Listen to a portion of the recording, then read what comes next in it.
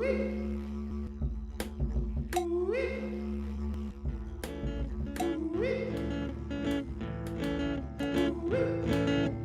time for Normalville. It's time for Normalville. It's time for Normalville. Gonna get a little crazy like you know we will.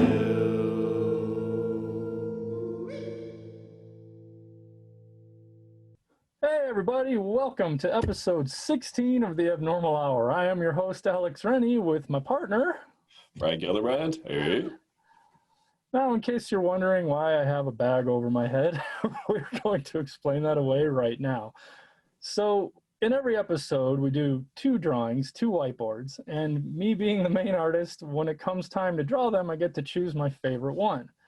In this case, when we got done with the favorite cartoon, it was a little edgy, and we were afraid we might unintentionally offend some people, and that is never what we want to do here on the show or in our cartoon. We want to poke fun, but we don't want to be mean about it or hurt anybody's feelings. So that being, go ahead. So, we just have the attitude, we don't wish ill on anyone. No. What we think is funny, some people might take it the wrong way.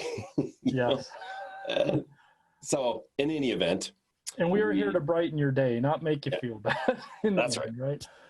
So that being said, and this is also why we are back a week. We were supposed to have a podcast last week. I had to redraw cartoon number 2, which I personally was not a big fan of, but Frank, on the other hand, really loved. So, I win! So that being said, this is why this is a bag of shame, because I'm not convinced that this is one of our better cartoons. But it's all we had left. So with that, let's go back in time and review last week's whiteboard and cartoon. I can't wait!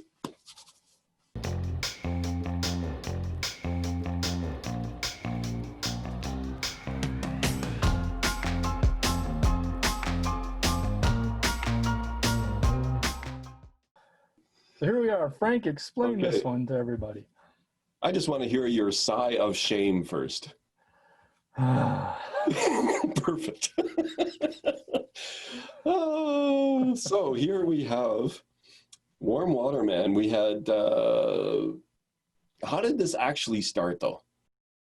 It was always being on the edge of too stupid came into Warm Water Man. Wow. Which, admittedly, this is over the edge, in my opinion, of too stupid. We wanted to get right to the edge of too stupid. So here we are.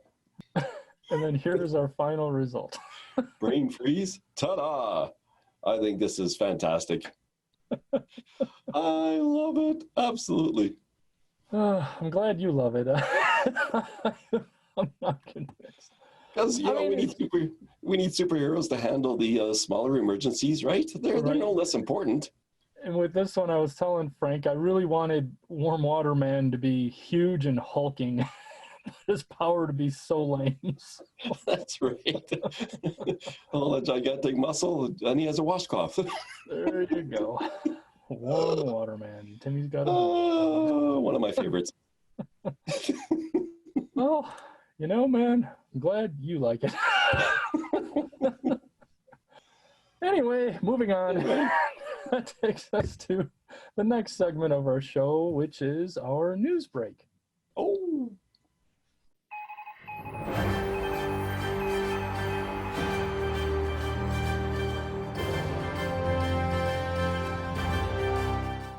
Hey everyone, welcome back. The bag is gone. Unless something kind of arises that you might need the bag again. So don't throw it away. We just never know. We're going to keep that one. The funny thing is, Frank and I, we don't disagree on much when it comes to the cartoons. We might, our punchlines might be a little different, and there's only been, I would say, maybe one or two where one guy really liked it more than the other, and this is one of those cases. So pretty funny stuff. It happens, Can't bat 1,000 every time. So nope, can't. But anyhow, this brings us to our news story. Frank, share with us our first news story of the day. Okay, here we have. Someone from Indonesia has turned misfortune into fortune. Lovely. Joshua Hutagalung, that's Hutaga and Lung. That's how you say his name, Hutagalung. In case you meet him, right, you want to pronounce his name right. Was working outside his home in Sumatra when he heard a crash. A rock had crashed through his roof and landed in his backyard. Wow. So he picks it up and it's still hot. That's right. I know where you're going with this. I have a feeling. Yeah. And so the meteorite, it's a good size. It's 9 inches, weighs about 5 pounds. But apparently it's a rare meteorite. I don't know how you get more rare than a meteorite, but this is a rare meteorite. It is a carbonaceous chondrite. So if you find one, a carbonaceous chondrite, hold on to it. Don't throw it away. It's valuable. So a U.S. meteorite expert purchased it for over $1 million to this guy in Indonesia, and he resold it to a collector. So there's business to be had there, buying and selling meteorites.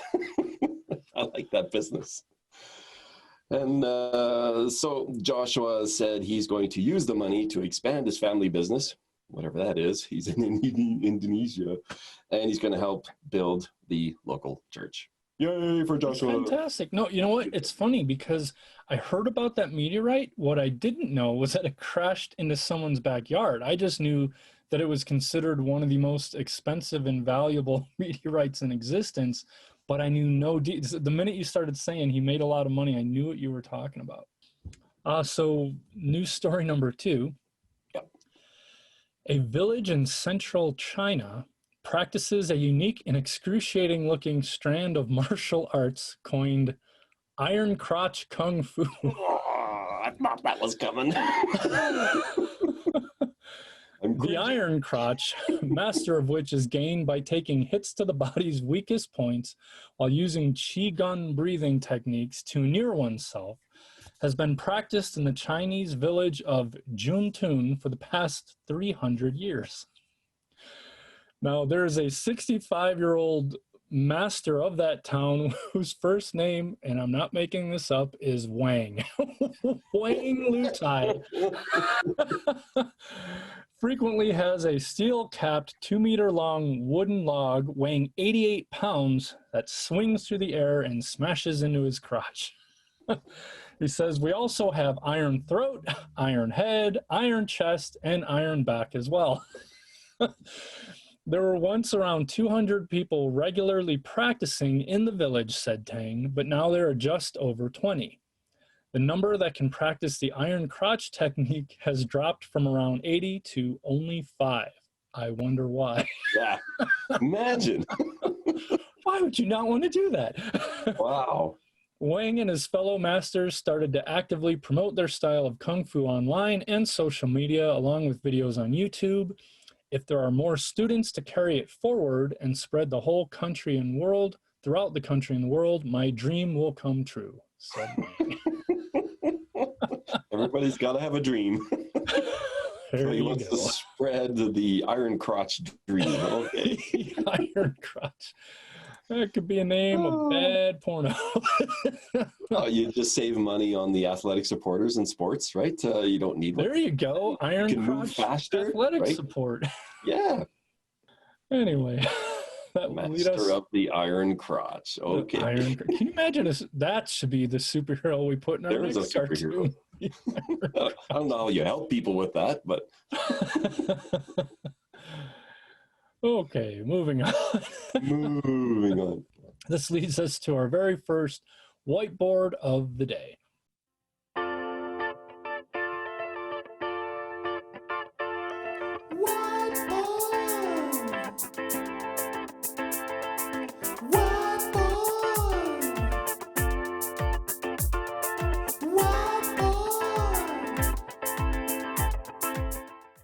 Okay, guys, welcome to whiteboard number 1 of the day. Here we are, whiteboard number 1. We were going off Iron And how can Crotch. you not go with Iron Crotch? Right? And Frank suggested a superhero, what was that, support Support group.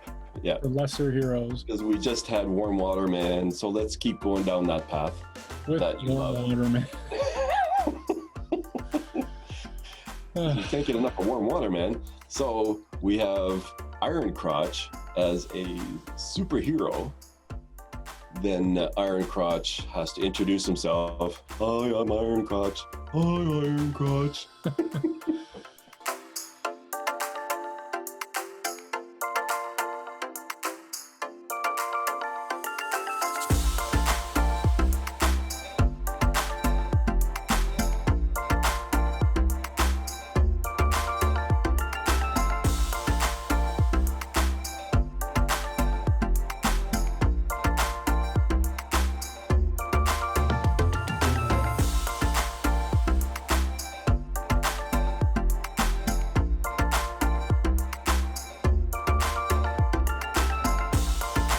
So this was Frank's original idea to have the superhero support group, right? It could also be, maybe there's a round table with a bunch of heroes. They're like the Justice League or something, right? Okay. And they're firing Iron Crotch because his power is so stupid that he's pretty useless, right? So He's trying to, so they have a vacancy at the round table of superheroes. So he's applying for the job. He's Iron Crotch. that's not a bad idea. I like that. So the other superheroes are interviewing him. So let me get this straight.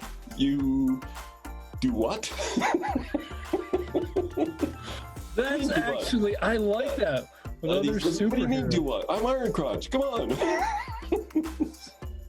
So let's get this straight.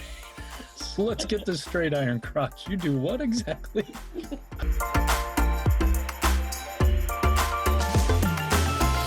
Once again, coming from a just crazy news story, Iron Crotch. And what would be funny with this one, if we do the interview, right? So I'm putting this on the side. We should see the back of him, so we don't know just what he looks like or what they're seeing when they do it.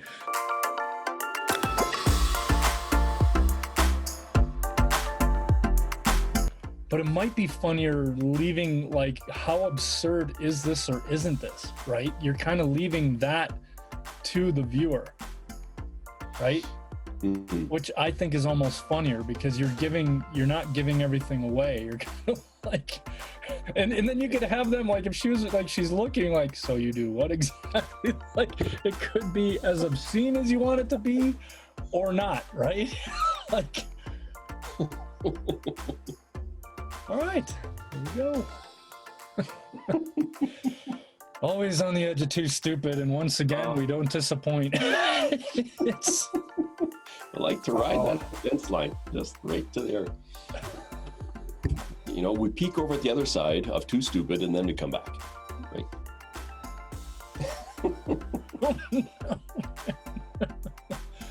But I like to see what's on the other side.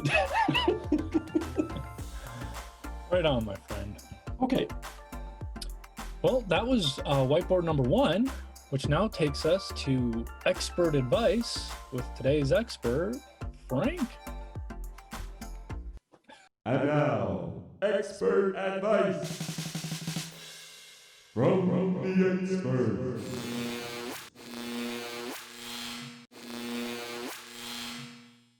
So, Frank, what is today's expert advice?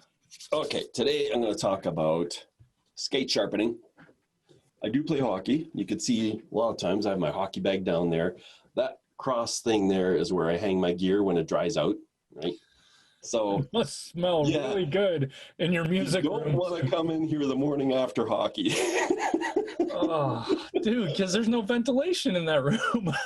Oh, no. But, I kind of, that's like, manly, yes, but I like it too, right? I'm sure Teresa thinks that too. Oh, yeah, sexy. Well, then you don't have to hang the sign out, no girls allowed. It's just... That makes me think of Calvin and Hobbes. No girls allowed. I love that. We're the only two in the house, but I hang a sign, no girls allowed, right? Oh, my That's God. awesome. I'm going to make one up. So, Sometimes you'll skate the first period of a game and it's like, woof, there's something going on and you feel there's something wrong in your blade. Any slightest thing, you notice it, right? So between periods, you can touch up your skate blade, have a flat grindstone that you can run flat along. Can you hear it going? Mm-hmm. See, right there was a burr. I could feel it. So then I'll take care of that burr till I don't feel it. Plus, you don't hear it as well. Now it's smooth, right? That was pretty cool. I found a burr that I didn't know was there. And also, if you feel that you're just not having quite a sharp enough edge, you can grab this tool, which has, it's like white, and it's a form of grindstone on both sides. And this one's called a magic stick. We have one of those in our kitchen, actually. Yeah. Yeah, we sharpen our kitchen knives. And yeah, you can just run it down a few times. You don't get carried away because you'll take the edge right off. So I never do more than 3. It's never a lot of pressure. It's just enough that you can just get a good edge. Now, can you see if I do this? I'm going to, the way we check it is you try and get filings on your fingernail to see that you have an edge, right? If it'll shave your fingernail and you get white shavings from your fingernail, thumbnail, then you've got a decent edge on it. Now, between periods, this involves you having a buddy. You're just not flexible to get this done on your own. So you trust your buddy to give you a good edge, right? He does it for me, I'll do it for him. And yeah, that's what we can get done. We get a fresh edge and then we're superheroes again and away we go. So you don't take your skates off when you do this? You're having No, that's between periods. That's just a bit of too much time. Right? And it's not hard done to get this done between, you know, if you're doing it, your buddy's doing it, I mean. So there we go. That's how you sharpen your skate between periods. So Frank, thank you for that expert advice. And now we're bringing a blast from the past, which we haven't done in a while and is still to be done by our expert, Frank, and that is today's top 5 greatest things.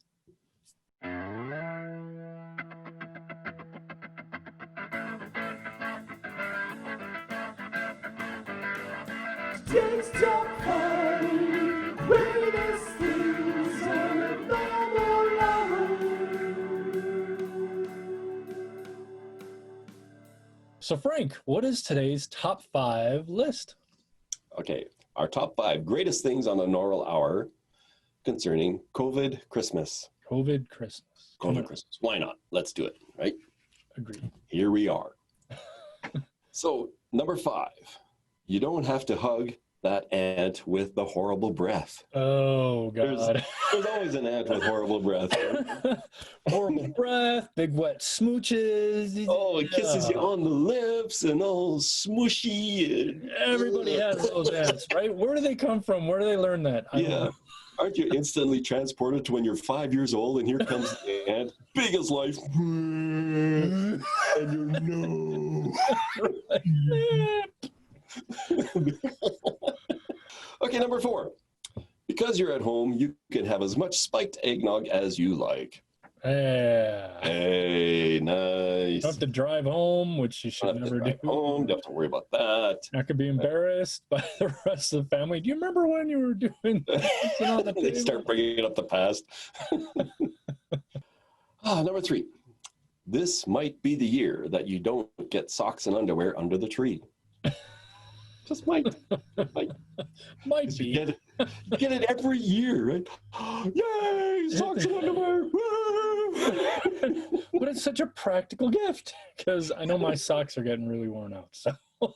Number 2.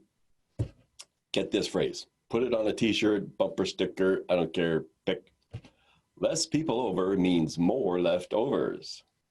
Ta-da. That's for sure. That's good, man. I like that. Who doesn't like leftovers, right? Who doesn't like leftovers? Everybody loves it. Anyway, number 1. Greatest thing about COVID Christmas. Zoom Christmas with everyone, right? Nobody gets left out. You have your Zoom Christmas. Hey, how's it going? They live far away. They can't come. That type of thing. And let's start a tradition of every year from this point forward. Zoom Christmas. I think it's a great idea. I mean, this was the year we were meant to go to Chicago and visit my family for Christmas. We do it every other year. COVID being what it is, it didn't happen. But we will be Zooming with my family. Yeah, the beauty of, is there anyone on this planet that doesn't know Zoom by now? Right? Yeah. You know, and that's the wild thing. Think about like Star Trek back in the 40 years ago, whatever, and they had the screens and talking. I was like, that's the future. The future's here. Hey, we have it. Yeah, right. We might not be sitting in a spaceship, but pretty cool, man. Yep. There we go. Today's top 5 greatest things on Abnormal Hour. That's awesome, Frank. Thank you very much. That was a great list. You're welcome. And this now leads us to whiteboard number 2.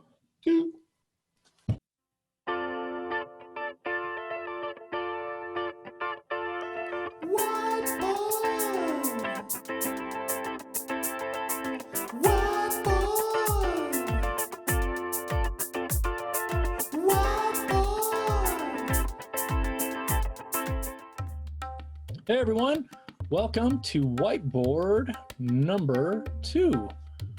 We're doing a Christmas theme. Christmas. So Frank, tell them what we were brainstorming. Well, when in doubt, we go to monsters. Because we love that's our movie monsters. Go-to. So we have Christmas at the Werewolf family. Squeaky toys for the children. Yeah, and we thought, well, it'll be hilarious. The children get all the squeaky toys, and they're werewolves. And dude, that's just brilliant. And mom is angry, dad's angry. Like enough with the squeaky toys. And you have the little kids; they all have a squeaky toy in their mouth, right? Yeah. You could say you had to get them squeaky toys, didn't you? Had to get them squeaky toys.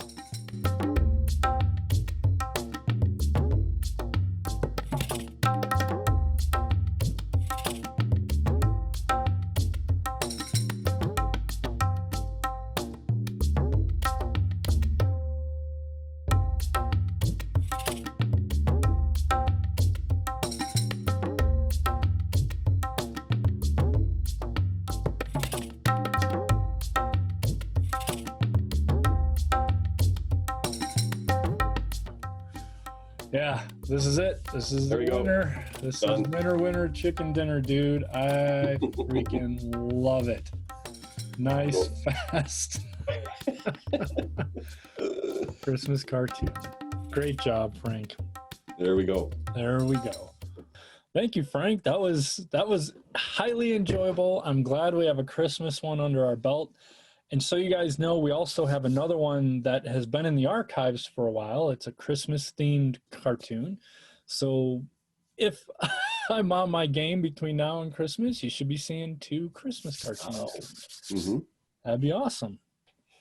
So after that much enjoyable whiteboard, we're going to head to something equally as enjoyable. In today's joke of the day.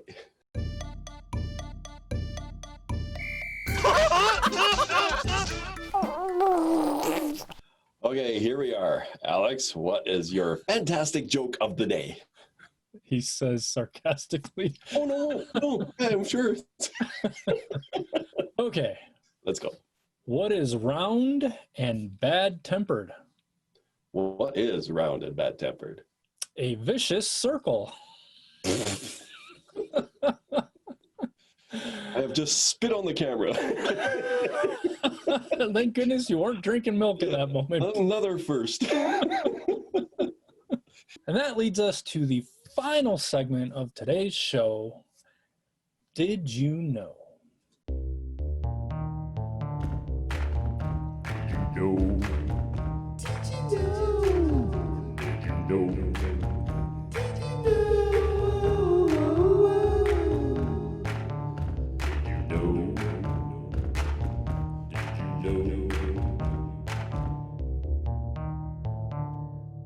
So Frank, what is today's Did You Know? Did you know let's go with the Christmas theme.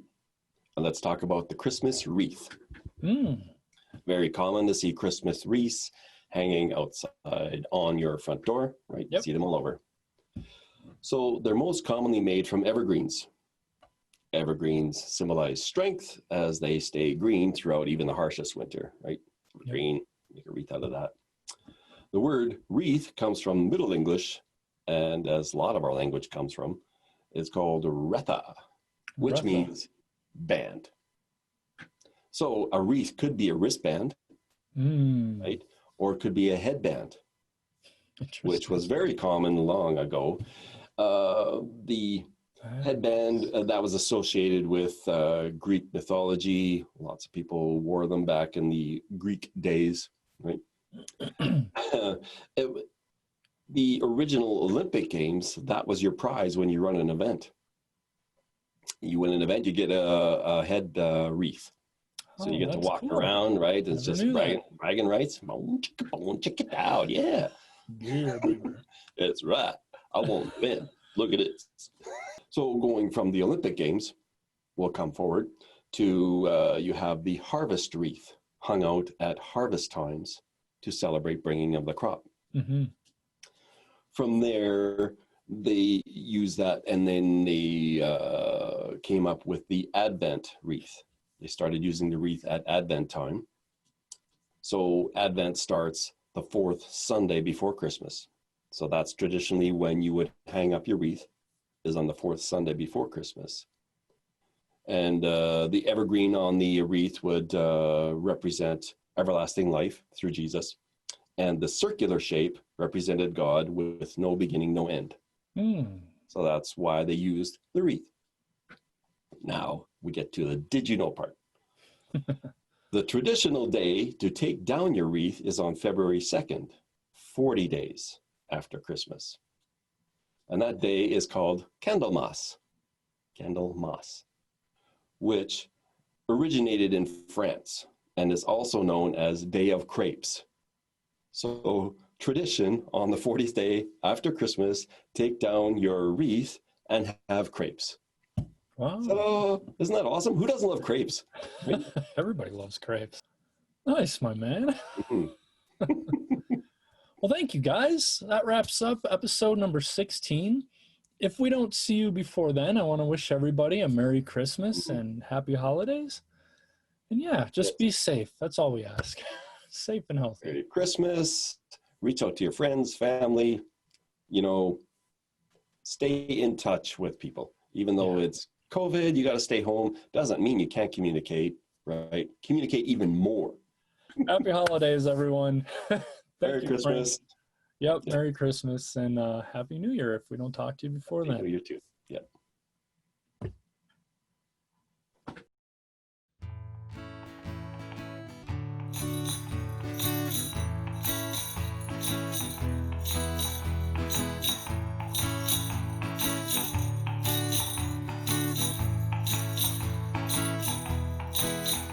And now we're leaving. We gotta go. And now we're leaving. It's the end of our show. We had a good time. It's come to an end. We hope you had a good time. A good time, my friend. And now we're leaving. That's the end of our show. And now we're leaving. We gotta go.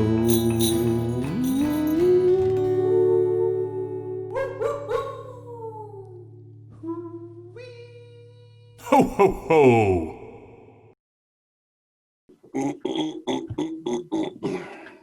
Hey, everybody. Welcome to episode number 16 of the... Is this episode 16? I think it is. I don't even know. Hang on. We should check that out. Okay. Pause.